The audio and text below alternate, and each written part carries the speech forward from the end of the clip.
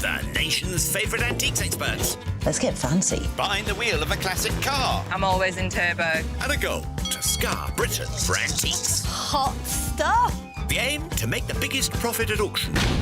But it's no mean feat. There'll be worthy winners. Cha-ching! Oh my goodness. And valiant losers. Bonkers. Will it be the high road to glory? You are my ray of sunshine. Oh, stop it. Or the slow road to disaster?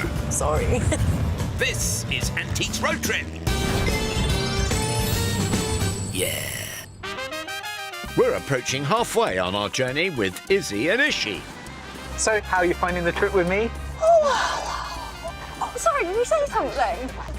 She jokes, of course, because the pair in the golden Volvo are actually getting along famously. I'm loving it. I'm really enjoying doing it with you. Yes, even though the weather may have taken a distinct turn for the worst. Relations remain cordial, especially with a trip to Harrogate, Yorkshire's bun capital, in prospect. It'll be nice to explore the local cuisine. I know there's some good tea rooms, some pastry shops, some cake shops. Do you know what? I'm absolutely looking forward to a cake. See what I mean? Ishi from South London is a warm-hearted jewellery doyenne with plenty of sage advice for would-be antiquos. When the piece is really sharp, they are modern and sadly not real antiques. While Bristolian Izzy, an auctioneer and a dealer, has even been known to feel empathy for the objects themselves. If you were a brooch, you would not want to be a bar brooch. And after the second trip to the sale room, At £38 commission bid then? they remain pretty much neck and neck.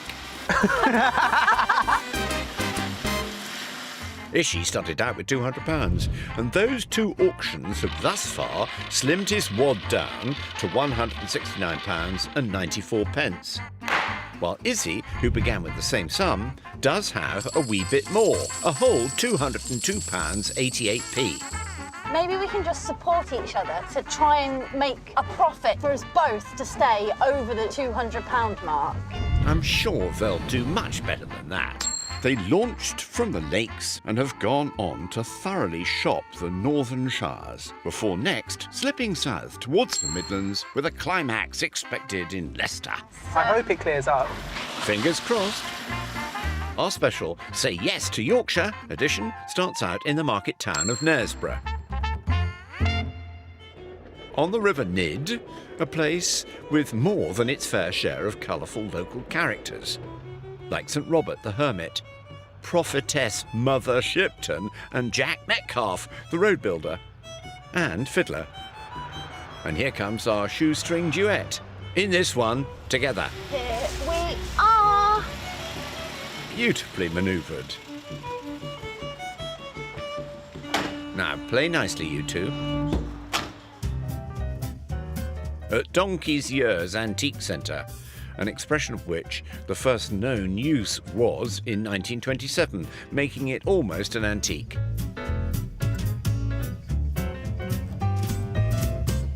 I think this is going to be modern, but I'm just checking because this has all the colours of suffragette jewellery.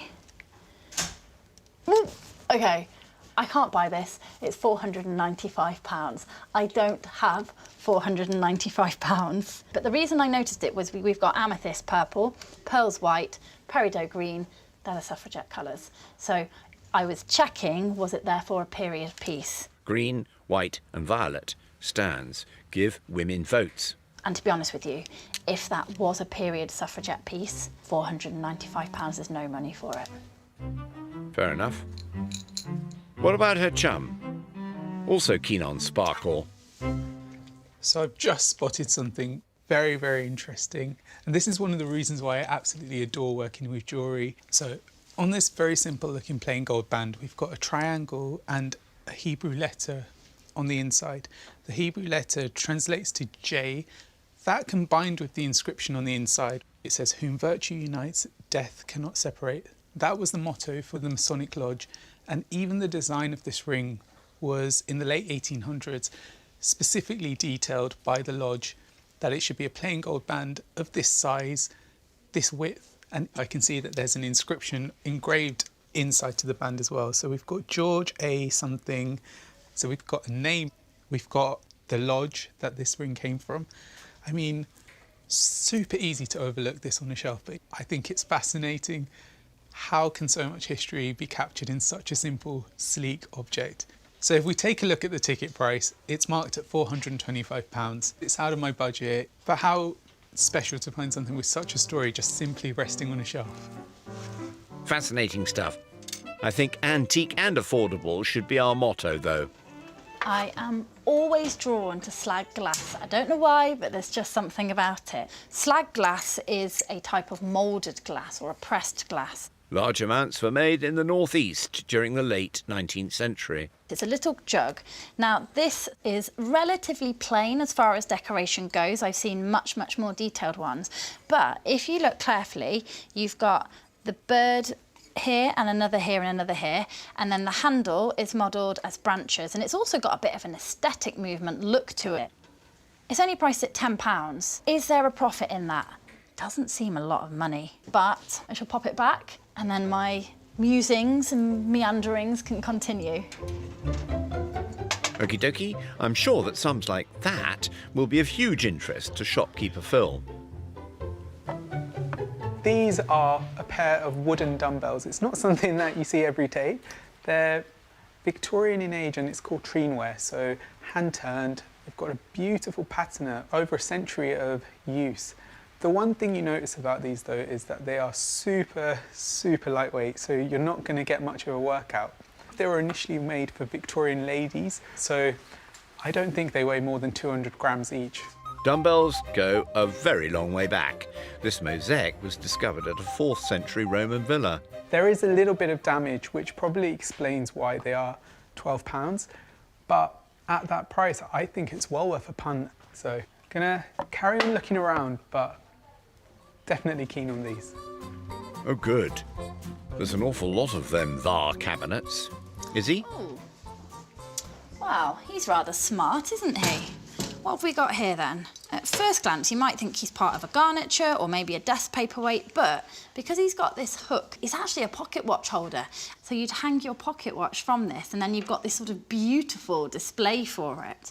Now, it's got a signature here, L and F Morrow, and they were French brothers, early 20th century. They were renowned for their very ornate clocks and garnitures.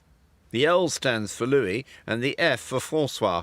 Now, I suspect this is after them. I don't think it is them. It's probably just a gilt spelter, to be honest with you, and then you've got this marble base. But it's probably sort of the interwar years. It's a nice piece. It's priced at £38. I'd definitely like to shave some money off that so I can try and make a bit of a profit on it. I'm going to pop it back, have a ponder, my usual, why not? Comme d'habitude, hein? And if I can get a couple of items, I might be able to do a bit of a group deal. We'll see. She already has the slag glass under consideration, of course. Anything else for Ishi? Now, this is a cool object. This is a Victorian, I think, brass padlock with letters on it. And how it works is there's a word that would be spelt out, and then once you match the word up with the lines, the padlock actually opens. Combination locks have also got quite a lot of history. In 1206, the great Muslim inventor Al-Jazari described one. So the code is on this. I'm gonna see if it works. And once the word's lined up, it opens up. I wonder what the magic word is. 22 on the ticket. I think this is probably circa 1890, 1900. There's no maker's mark that I can see on it, but it's got the age, it's got the wear, and this kind of fits in with that time period where objects like this were all the rage. Time to talk figures. Phil, how are you? I'm all right, Ishi. How are you? Good. I spotted two things. Okay. I've got these two Treenware dumbbells. Yeah. So they've got a ticket price of £12, and then the really cool combination lock, £22 on Okay. these. Is there any movement? They come to what, 34, we do them for 30. You happy with that? I would be delighted with that. Dumbbells 10 and the lock at 20 then. All right, hope to see you soon. Take care. Bye-bye. Leaving him with almost £140. And Izzy with the place to herself. Ooh, you're rather lovely, aren't you? Well, that was quick. The reason I picked this up is it is very Christopher Dresser in its style, and that's because of these handles. Christopher Dresser was an important 19th century designer. He was pivotal, particularly in the aesthetic movement. You've got the arts and crafts, planished copper, and the use of copper and brass in itself is very arts and crafts. The movement was a reaction against industrialisation and mass production. But one of the things they wanted to do wasn't to make it high-end and unaffordable. It was to keep it, where possible, affordable. So you see things such as copper and brass rather than silver and gold. So they're using their design, but they're making it in an affordable way. It's priced at £75. Now, what is it going to make at auction? It's a hard one. But yeah, good piece. Here we go. Phil, I think I've decided on 3. OK. So we've got the slag jug at £10. Yeah. Very happy to pay that. Cool. The Eagle watch holder, that's priced at 38. Now, what could you do on that? 34. That's it. I was sort of hoping for 30. All right. I will split the difference. We'll do the 32. OK, that's fair. Thank you very much. The Arts and Crafts twin-handled copper vase, that one's priced at £75. Well, I would say 65 normally, but I know the dealer well, and I think she would go to 60. So if we top that all up, £102. Izzy splashes out. 100 left. Thank you so much for having me. You're welcome. Bye. Thank you. Bye. Now, while she loads up, she must have the vase in the boot. And we say farewell to Knaresborough. Ishi's about to make himself familiar with the neighbouring town, taking a brief break from the shopping just down the road in Harrogate, which during the 19th century became a must-visit tourist destination, thanks to its healing waters. Historian Dr. Paul Jennings can explain how it all came about.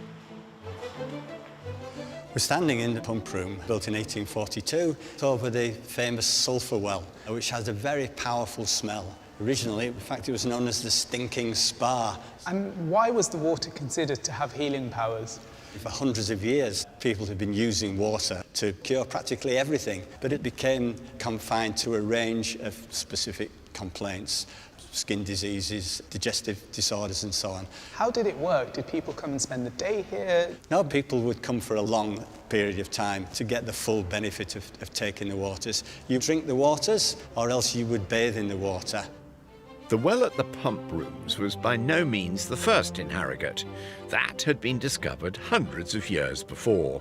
But it was without doubt the most sulphurous and heralded a new boom for the town's spa industry. During the first part of the 19th century, there were reckoned to be about 10,000 visitors every year. Did everyone have access to the water? Well, yes, there's also a tap outside where you can access the water for free. And it's still there, even if the stuff doesn't quite comply with modern safety standards. So we just press the button and the water comes out. Sniff, don't sip, Ishi. A tint, yeah. Wow, I can smell it coming out of the it's tap. a It's a powerful very smell, strong yeah. smell. It smells like eggs, salty eggs, really. Exactly. I don't think I'll be trying that. No, it's possibly best not to. I'm an antiques expert. Get me out of here! The Victorian public couldn't get enough of Harrogate's finest, however. And once the town was connected to the railway network, tourist numbers continued to grow. The opulent Royal Baths opened in 1897, and Harrogate, now at the height of its popularity, became one of Europe's plus chic spa resorts, meaning new restaurants, theatres and grand hotels. Paul, we're standing in front of this incredible fireplace in this beautiful hotel. What was the significance of this hotel to the area? It's built in Harrogate's spa heyday, its golden age. It's one of 2 massive purpose-built hotels built within 3 years of each other, 1900 and 1903. Was it a large employer? Yes, the hotel workers came from all over the country, but particularly in the Edwardian period, the hotel employed Europeans. All the chefs, for example, were French, and many of the waiters were German, and German waiters were very popular in grand hotels. In the years before World War I, the Majestic was frequented by celebrities, politicians and European aristocrats. Then, during the 20s and 30s, Hollywood stars like Errol Flynn dropped in, but eventually the glamour was to fade. After the war, you're living in changing social and economic times, and the spa gradually became less and less important. And also the local council began to look towards other ways of developing the town's economy. And eventually the spa aspect of the town was completely abandoned, with the sole exception of the Turkish baths. But it does feel like there's a bit of a resurgence now back to the spa. It certainly does. But meanwhile, in nearby Knaresborough, Please stand back from the edge of the platform. because at the Grade 2 listed station there's an antique shop. And here comes Izzy with £100.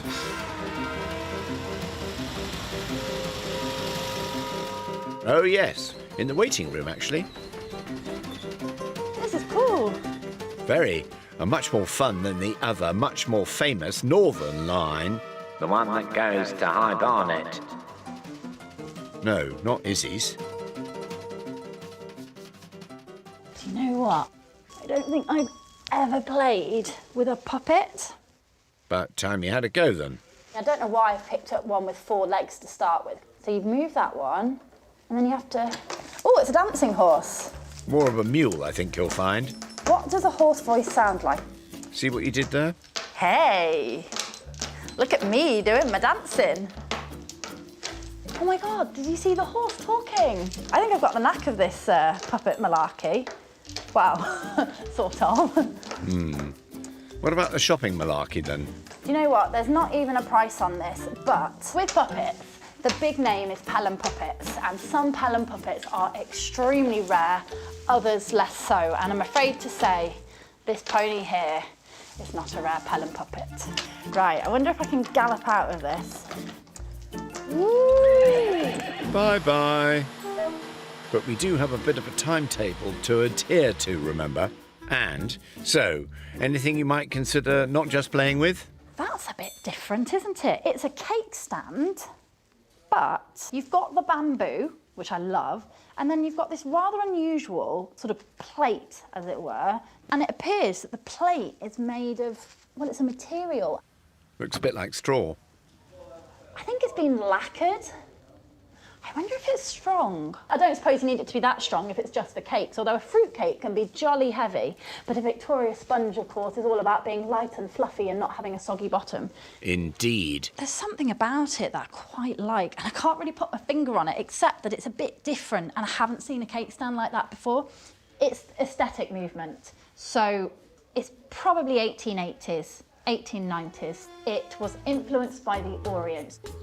It's also £85. Time for a haggle. Wish me luck. Tony? Hiya. Hello. Hiya. I've seen your rather fine cake stand. It's priced at £85. Now, what's the best price you could give me, please? Well, it has been quite a slow day, so... what about 25? How would that suit you? That's amazing. I will happily pay you 25. Well, if you don't ask, as they say. Thanks very much. Bye-bye. Bye-bye. So, Izzy leaves the waiting room with 75 left over, Choo-choo! and her cake stand fitting easily into the capacious golden boot. Now, time to reconnect with her chum and resume the chinwag. If you could time travel, which era would you go to? I think I'd like to go and see what Anglo-Saxon England was like, to the 16th century, to see Cromwell and Charles I. How about you? I'd love to go to ancient Egypt, see how the pyramids were built. But then I'd love to go forwards into the future as well. Well, we've definitely got tomorrow all lined up. Nighty-night. Back to the future. The weather's much the same, although our pair have swapped places. There's a lot of grey, Even the cow was hiding under the tree. but it's surprisingly warm and toasty in here. Of course it is. With yesterday's purchases safely nestled in the boot, Ishi's choices were a pair of antique dumbbells and a Victorian combination lock, And once the words lined up, it opens up. leaving him with almost £140 to spend today. While Izzy parted with a lot more, for a slag glass jug, a cake stand, an arts and crafts vase and a pocket watch holder. Wow, he's rather smart, isn't he? meaning she has just 75 remaining in her kitty, and lots more questions requiring urgent answers. Okay, let's try a quick fire round. Favourite cake? Victoria sponge. Favourite colour? Blue. Favourite sandwich? Oh, I love a brie and cranberry. Ooh. Tasty. Looks like they've forgotten the weather already. More Yorkshire? It's a big county, and the first shop today is in York. An historic city, dominated by the mighty Gothic Minster. And just round the corner is the antique centre York, where Ishi, having dropped off his chum, has free rein.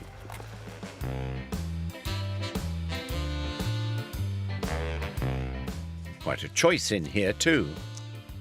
Some objects are very old indeed. So, it's good to get in character. Almost 140 left to spend, remember? Now we've got a really cool piece of jewellery here. It's a material called cut steel, and there's so much history around this material, and individual rivets of steel were attached to a base plate. If you turn the piece around, you can see the base plate and then the individual studs. And cut steel, when it was polished, really resembled gemstones. It caught the light. You have to remember in that era, they didn't have all the lights that we have. Jewellery was worn in candlelight, and as cut steel catches the candlelight, it sparkles. It was sometimes used to supply alternative bling when sumptuary laws forbidding extravagance meant gems were out of the question. Even Napoleon bought a parure of cut steel because at the time he couldn't afford a parure made out of real gemstones. A parure is a set of matching jewellery. And even today when worn, it really is an interesting object that catches the light. The ticket price is a little bit too high for my budget, but it's just a really interesting object. This is centuries of history distilled into one piece. Quite. £300. That's Amber, by the way. There for whenever he wants to do a deal. So I've spotted something across the room and I've come to get a better look. This is a very interesting object. This is a silver-topped bottle, so it's faceted on the sides, but it's not a screw top, so it's just a cap that goes on top. So I don't think this was used for perfume or liquids, and it looks Edwardian in age, and I think this was used to store hat pins. They were all the rage then, of course. A woman might well have several. It's just a special way to make yourself stand out from the crowd. I can see A&Co Limited, which I think is Asprey's, so that's a really good brand. If we open it up, it actually says Asprey London inside, so my suspicion was correct. The price is £42. That's kind of what they should fetch, so I probably will have to do a bit of haggling on this piece, but it's a really nice clean object, and I think this could be the find from this shop today. Here we go. Amber, how are you? I'm good, thank you. How are you? Good. I found this really lovely silver-topped bottle. Brilliant. It's got a ticket price of £42. Just curious to see what the best you could do on it is. So about £30, if that would be all right with you? £30 is amazing. Thanks, Amber. See you soon. Bye. So while Ishi departs with just shy of 110 still in his pocket, Izzy, also in the fair city, has put shopping on hold for a bit while she gets herself to England's oldest surviving Catholic convent to hear about Mary Ward, the astonishing woman whose work inspired it, from historian Dr. Hannah Thomas. Mary Ward is a Yorkshire woman born in 1585 into a Catholic family at a time when it's illegal to be a Catholic.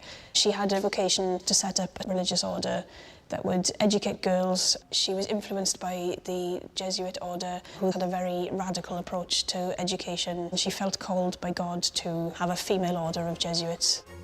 Mary had grown up in violent times. When she was 10, her family home was set on fire by anti-Catholic rioters. And when she was 20, her uncles were executed for their part in the gunpowder plot. She steadfastly refused 2 marriage offers before moving to France to become a nun and follow her calling to education. Was it quite easy for her to set these schools up in Europe? There's quite a lot of opposition to effectively everything that she's doing. She has a really difficult time. The Catholic Church has just been redefining parameters for things. And one of the things they decided, this Council of Trent, is that women religious should remain enclosed. They should remain behind the monastery walls for their safety. But Mary Ward totally goes against that. We don't want to be under anybody's control. So the Church is not happy about this at all. But Mary Ward was not to be denied, and with the help of her followers, known as the Jesuitesses, she succeeded in setting up schools in several European locations. Izzy's about to learn more from Mother Superior Sister Anne. She was a woman far ahead of her time, but she had to have the authority of the Church to be able to operate completely. So that meant that she had to go to Rome to get approval. And she was asking for something which was beyond men's comprehension in those days. They were very happy for her to have schools so long as she was enclosed in some way. And she said, I don't even want 2 sticks for an enclosure. Mary Ward did not receive the Pope's approval and was later even imprisoned, before eventually returning to her native Yorkshire, where she died in 1645. But her work still carries on. What happened to the schools that Mary Ward established? There's about 200 schools around the world that owe their foundation to Mary Ward's vision and Mary Ward's legacy. I feel she's a total role model for today's world, where there is no freedom, no truth. She stands out as a woman of truth, so what she has to say is so important. Meanwhile, Ishi has now left the city and headed south. But what's he seeking? I'm going to keep an eye out for some glassware because Izzy's smashed it with the glass. I haven't bought any nice furniture yet. All my items have been quite small and compact, so something quite eye-catching and bold. Well, there's one more opportunity for that dream purchase on the outskirts of the village of Thurnscoe. Right here at Harrison's Antique Centre and Auction Rooms. Not that he'll be requiring the latter just yet, of course. It's easy. Just follow the signs.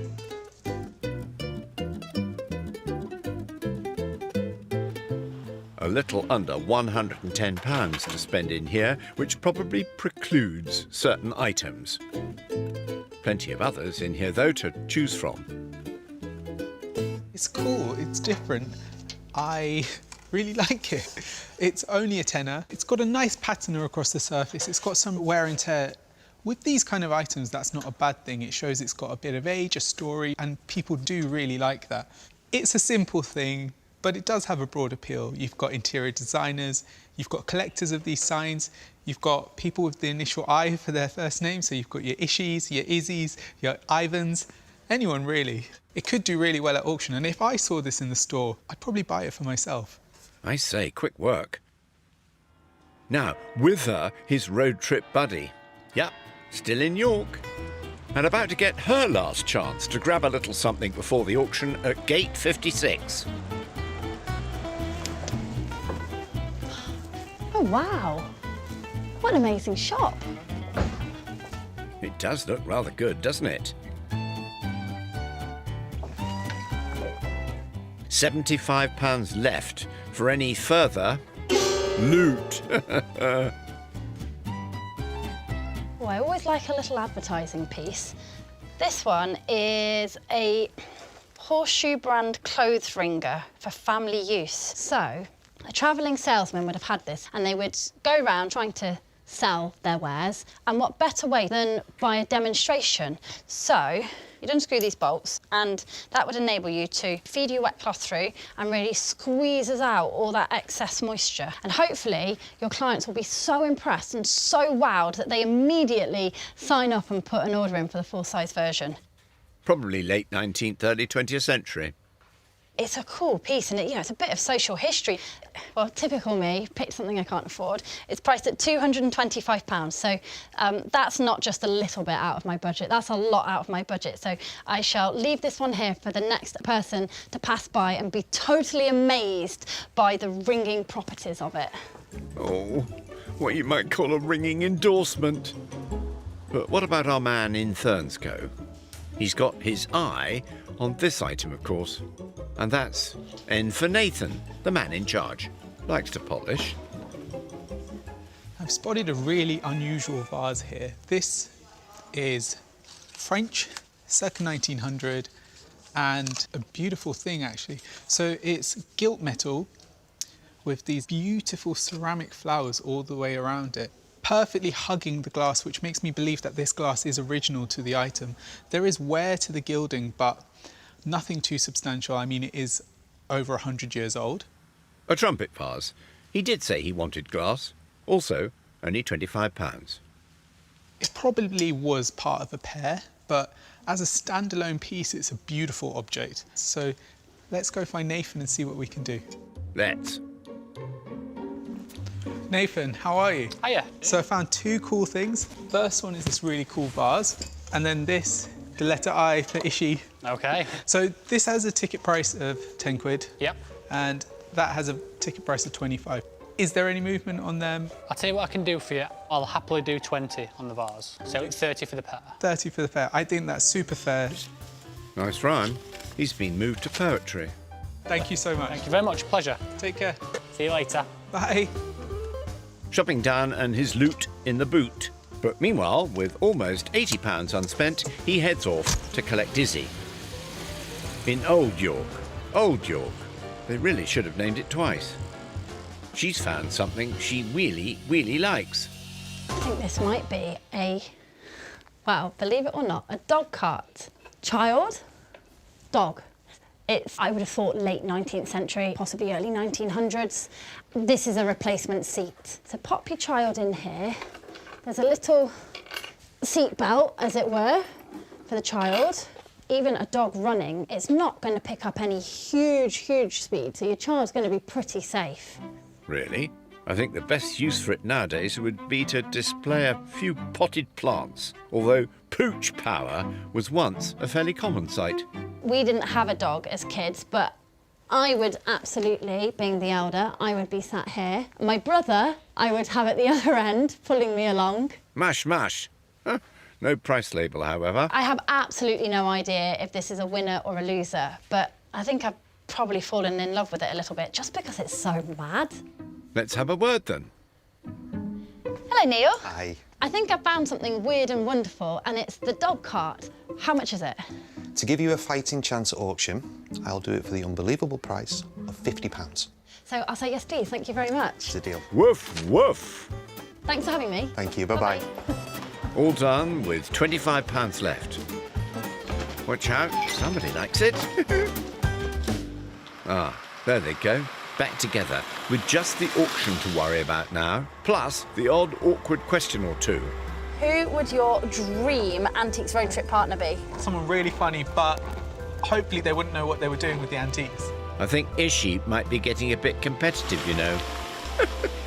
Shut eye, please.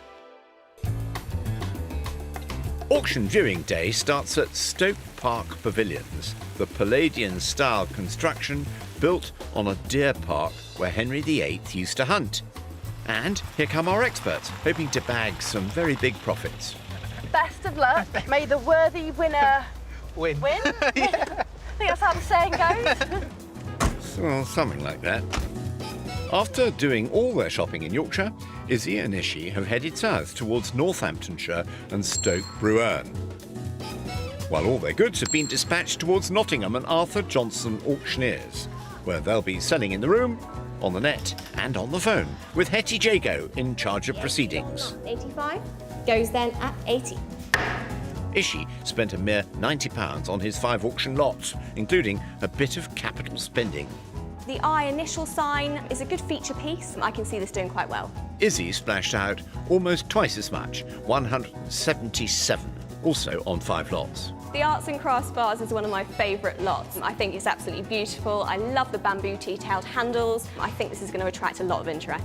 Well, those words should help calm any of the collywobbles our experts are experiencing. Some of my items I still love. Yeah. Some of my items I'm starting to consider why I paid a bit too much for them. Yeah, I feel a little bit calmer going into this sale, so let's see. Right, should we go for it? Yeah. And we start with Izzy's slightly barking cart, dog not included. I just loved the idea of a kid having so much fun with their best friend. Well, I've got to start the bidding at £30 only with me. Oh, no. This should go for more than £30. It's with me on commission. 35, 40s with me. Okay, it's going to go. £40. Do I see Come on. 45 anywhere? Any interest online? 45, thank you. 50 still with me. 55 Come on, I just anywhere? need 55. At £50, it's with me on commission. No! Any advance on £50 then? And 5, thank you. Yeah.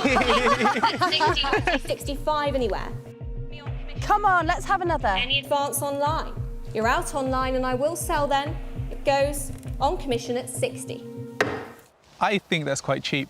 Well, it's a profit at least. Maybe the issue was that how they're going to transport it after the auction. Well, with their dog and their child. Ishi's turn, that trumpet vase. Ooh, Ishi, this is very pretty. I have £15 only bid on commission at 15. cheap, it'll do more. Straight in, thank you. 40s with me on Oh, the book. amazing. At £40. 45 is bid. Back of the room at 45, I've got 50 online. 55? 55 is bid, thank you. At 55, looking for 60. 60's bid. 65? Any advance on 60? 65, thank you, in the room. Bidder. 65 in the room, 70 online. 75? It's doing quite well. This is incredible. £70 online then at 70, 75, thank you. Fresh bidder at 75. Looking for 80. 80's online. 85? I will sell online. Goes then at 80. Ishi's in the game. That's amazing. Well done. Time for Izzy's cake stand, also bought cheaply. Part of me thinks, what's someone going to do with a broken cake stand? But it's such an unusual cake stand. Yeah, I think saying damaged is a bit harsh. Just enough to drop like a mini scone down. It's a diet tactic. Yeah. 30's bid straight in. 35 Good. is in the Little room. profit. 35, 40 online. 45 is in the room, thank you. Okay, I've got I'm 50 pleased. and 5 online. 60? 60's in the room, thank you. At £60, do I see 65 anywhere? At £60 in the room, you're out online. Goes then, sold at £60. More tasty profits, almost as good as cake. It's over double. I'm pleased with that. Well done. That's you. really good. Now, give me an eye. No, better still, bid for it. One of Ishi's. Was it the only letter that they had? Yeah, so And it it's was an it was the I. only one, and it was Meant an to I. be. So I was like, yeah, that's for Ishi. Anybody at £10 for this? Surely. £10, thank you. There, On my right you've at broken 10. Do I see even. 12 anywhere? At £10 only, but at 10. It's with the room at £10 only. Do I see 12? At £10 only, 12, thank you. Online. Yeah. 15. Okay, cool. 15 in the room, thank you. At £15, looking for 18 next. We all done, all out then, with the room at £15. Respectable, although I'm sure he'd have liked a bit more. There just weren't enough people with names beginning with I that saw that. Next up, wherever I hang my watch, Izzy spotted this. I think this is a bargain at £32. It's beautiful. He's a handsome chap sat atop there. 20's bid straight in. 25 is in the room. At 25, looking for 30. 30's online. 35? 35 is in the room, thank you. At 35 and 40 online. Definitely out, thank you anyway. Do I see 45 anywhere? 45, thank you. It's climbing. 45, looking for 50 next. 50, thank you, back in. At 50. Okay, I feel a bit better Do I see now. 55 anywhere? 55 is bid, thank you. Do I see 60? 65, thank you, back in. 70 Climbing. bid, and 5. Okay, I'm pleased now. Looking for 80. 80, thank you. Do I see 85 anywhere? I will sell at 80. 85 back in, thank you. At 85, looking for 90 now. 90. Hey, my eagle's soaring! Flying! £90. Looking for 95 then? I will sell then at £90. Highly sought after. It's all going splendidly today.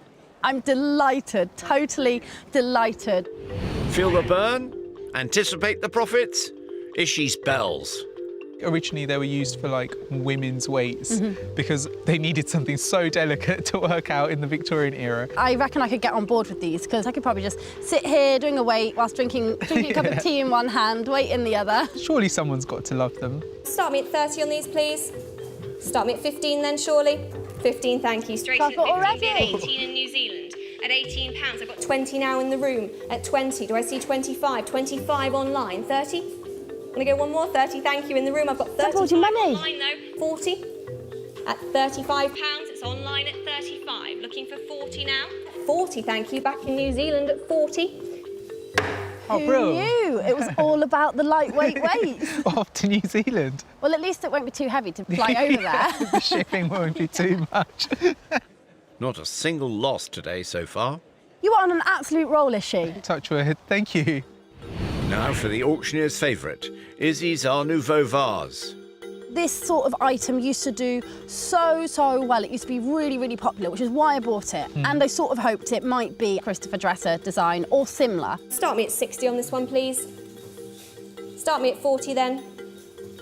Start me at 20, surely. 40 straight in, thank you. And 5, 50. 50's bid in the room, thank you, at 50. Do I see 55? I'm just hiding until it gets into a profit. At 50, it's with you in the room at 50. I've got 5 online. 60. 60's bid, thank you. Oh, in the room okay, at 60. broken even. 65. Let's have one more. It's £60 the bid then. With the room at 60, we all done then? Sold, done at £60.